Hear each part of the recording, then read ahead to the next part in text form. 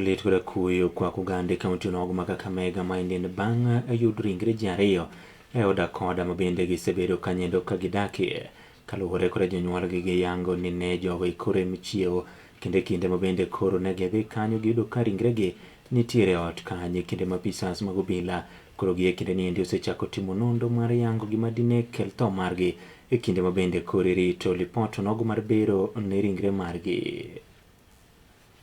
Nilikuja kumuona asubuhi ya leo baada ya kumkosa jana. Nilipoangalia kwa mlango nikaona damu. Alafu nikajua kwamba humo si kuzuri. Alafu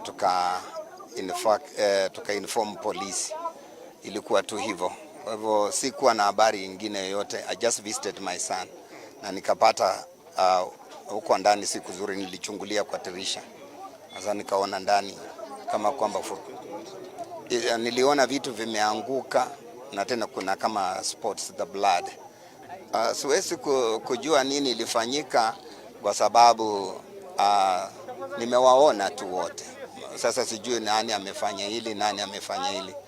Lakini janeno mara yiena mar mondo mi amake gi kanyende kidienje mar diero odiochieng' kata kamano otude sa 10 kidienyo nogo mar podho chieng' ma bende okelo ni weche mamoko manyien ne jogo eko ma bende ochwalo ote magi. Philip Johnson wage wacho ni yo ma kanyendo weche manyien Omosh mar Gifadha wacho ni noneno ka nitiere gwenge mag Ombei Klete kaeto George Sama bende wacho ni aneno lendo e yo nendo maler ka nitiere gwenge mag Yongo. In bende mineno dala kanyendo kata kamoro amora ma intiere kata bende kokalo mbui magwa mag tudruok manendo Kala TV Live Facebook, X @Kala TV kaachiel kod YouTube Kala TV Kenya. Goni erokamano mathoth oriti masani. Nyinga Joash